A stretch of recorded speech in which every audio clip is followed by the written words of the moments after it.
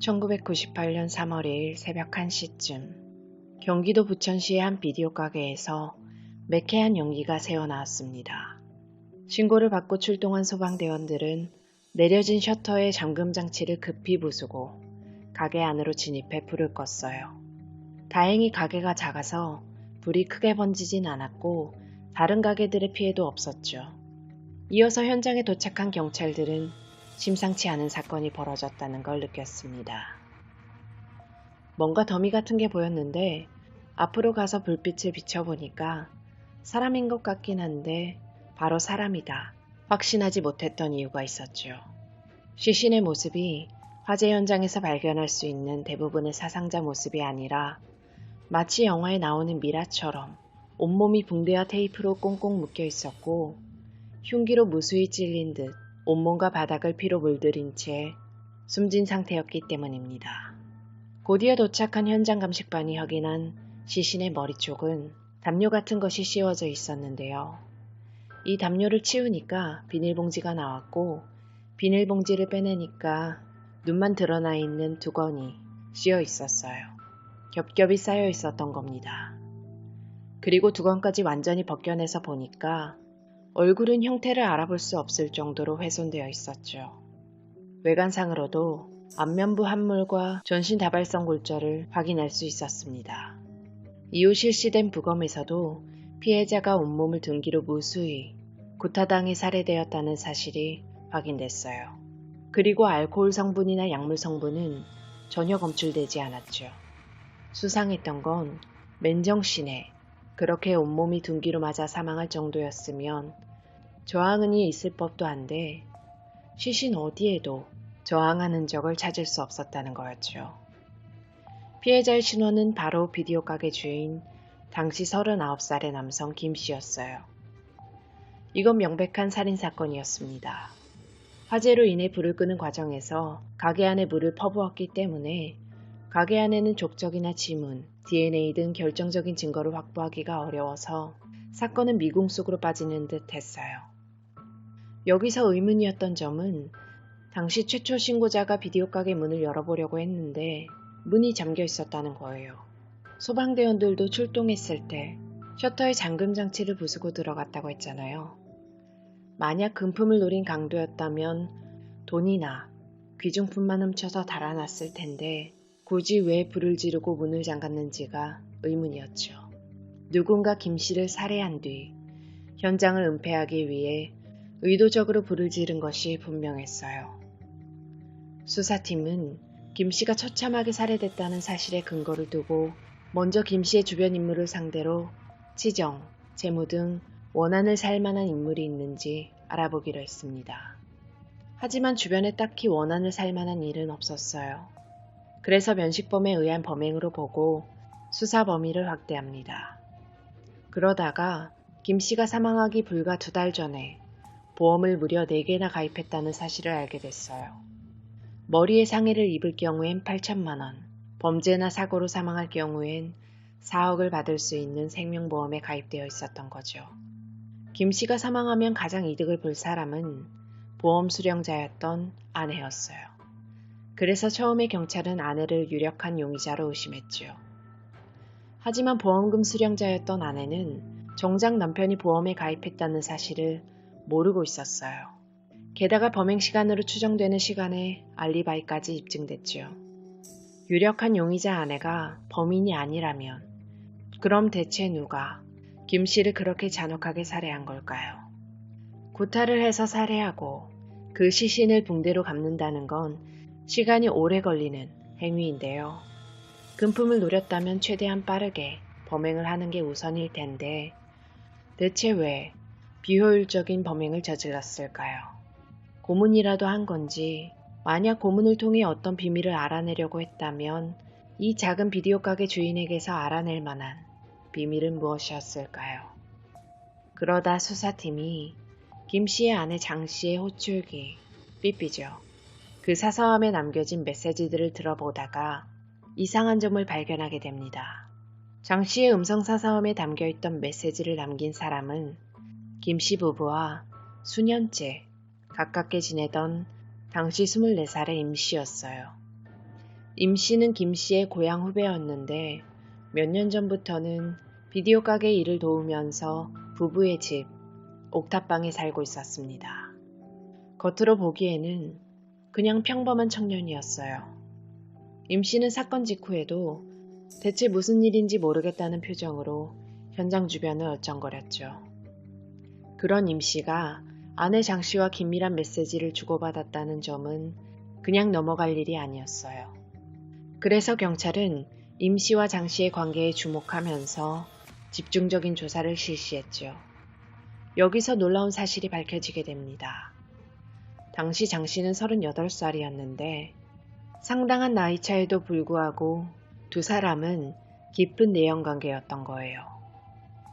두 사람의 삐삐에 저장된 메시지들은 이들이 이미 오래전부터 내연 관계를 맺어오고 있었음을 확인해주는 증거였어요. 사건이 점점 가닥이 잡히기 시작했습니다. 수사팀은 즉시 임 씨를 조사했어요.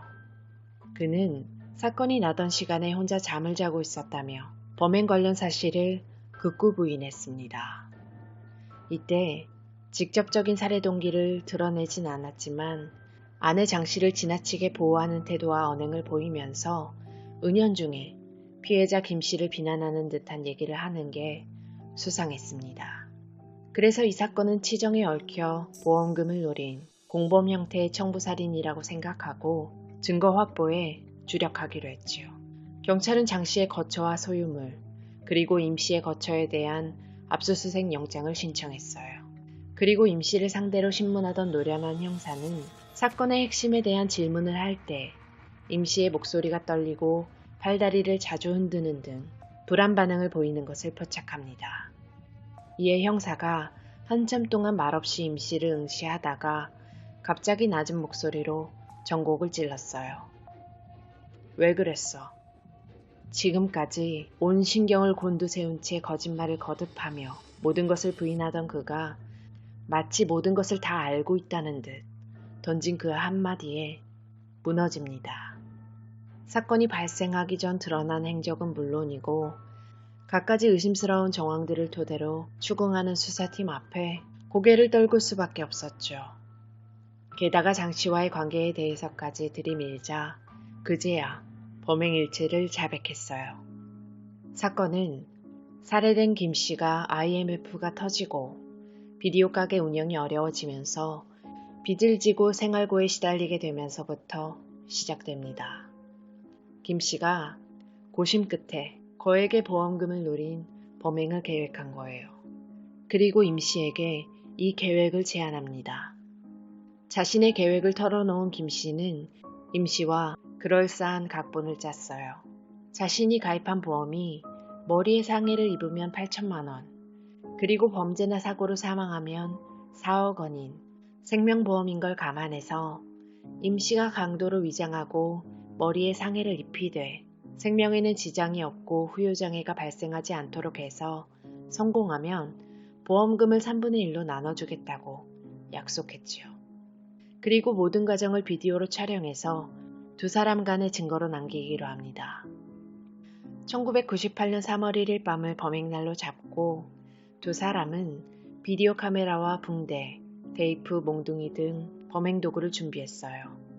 그리고 다시 한번 서로의 계약 내용을 확인한 뒤 비디오 카메라를 삼각대에 고정시켜 녹화를 시작합니다. 이 문제의 테이프는 얼마 뒤 임 씨의 방에서 발견됐죠. 테이프를 본 수사팀은 경악할 수밖에 없었습니다. 임 씨가 김 씨를 묶는 장면부터 대화 내용까지 고스란히 녹화되어 있었어요. 문제는 이 테이프가 단순히 폭행하는 장면만 담은 것이 아니라는 거였죠. 테이프는 실제 살인 장면이 고스란히 담긴 잔혹한 살인 비디오였던 겁니다. 처음에는 김 씨를 옴짝달싹 못하게 묶은 임 씨가 형님, 시작하겠습니다. 아프지 않게 빨리 끝낼 테니까 걱정 마세요. 라는 말과 함께 몽둥이로 김 씨의 머리를 가격했어요. 애초부터 두 사람의 합의하에 시작된 일이었기 때문에 김 씨는 이를 악물고 고통을 참았죠. 그런데 잠시 후 임 씨의 행동이 심상치 않았어요.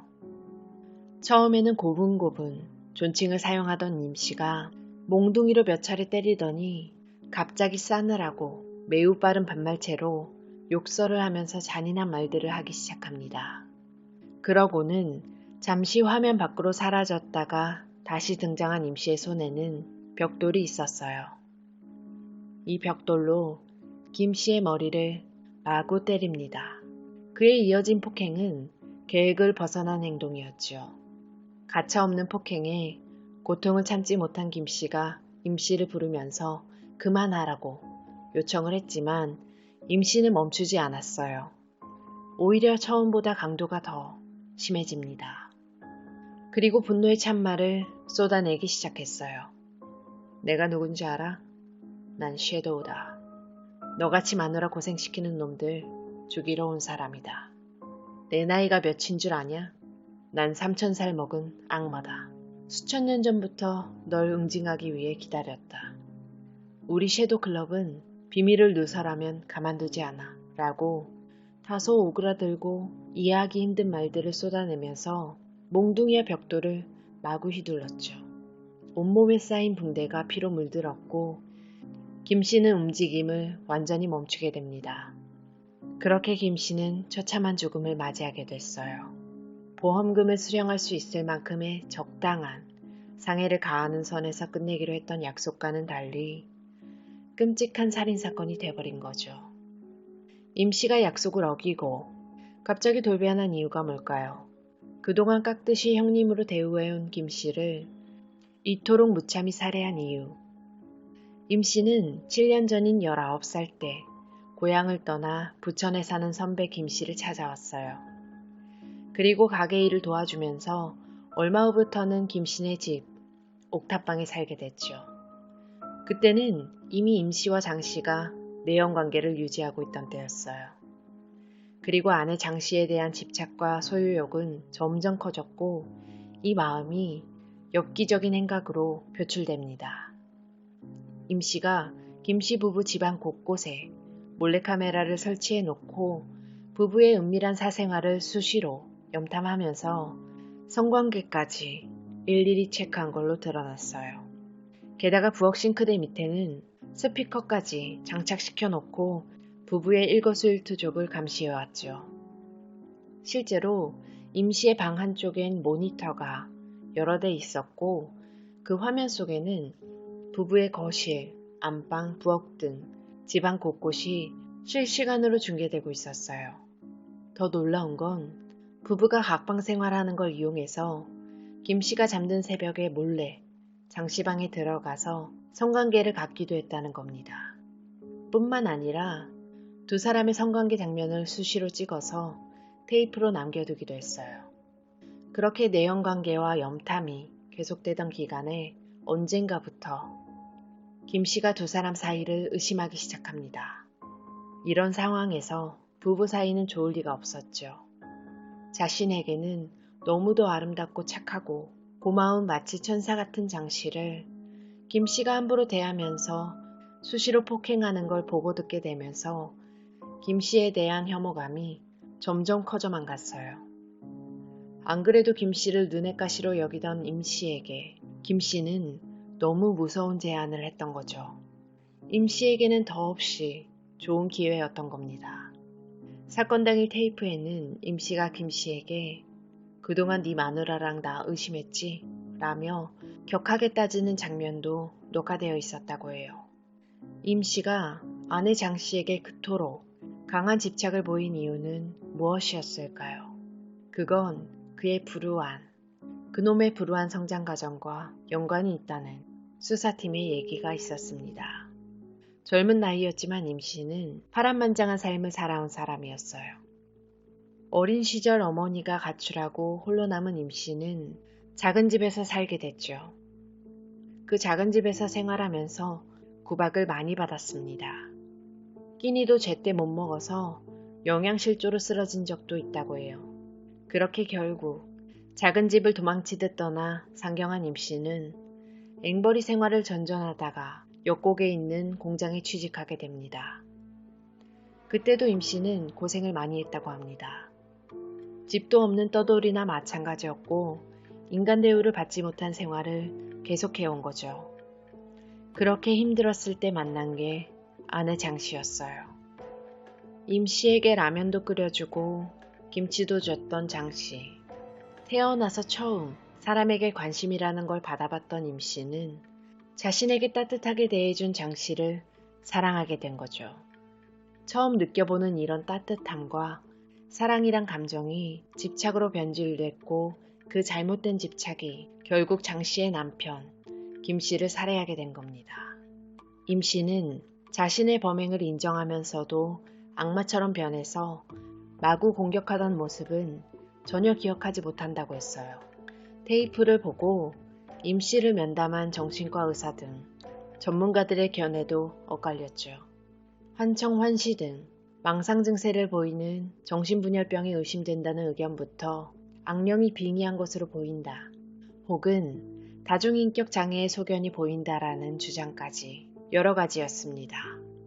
하지만 법정에서는 이런 주장들이 받아들여지지 않았고 처음부터 김 씨를 살해하기로 계획하고 이를 꾸민 살인행위에 대한 고의가 인정돼서 무기징역을 선고받았습니다. 그리고 현재도 교도소에 수감 중이죠. 아내 장 씨에 대해서는 알려진 게 없습니다. 그리고 그냥 개인적인 의견이지만 임 씨가 몰래카메라를 설치하면서 염탐을 할 정도로 치밀했던 거 보면 정신적으로 문제가 있었다고 보기에는 좀 힘들지 않나 싶은 생각이 듭니다. 물론 언행들을 보면 제정신은 아니다 싶긴 합니다. 김 씨는 몰랐을 거예요. 한순간의 어리석은 선택이 죽음에 이르게 될 거란 걸 말이죠. 하지만 이런 선택이 아니었어도 언젠가는 임 씨의 삐뚤어진 집착과 욕심 때문에 어떻게든 살해당하지 않았을까 하는 생각이 듭니다. 아무리 어리석은 선택이라 할지라도 억울하게 죽음을 맞이한 건 맞는 것 같아요. 안타깝게 희생당한 피해자분의 명복을 빌겠습니다. 지금까지 고요한 밤이었습니다.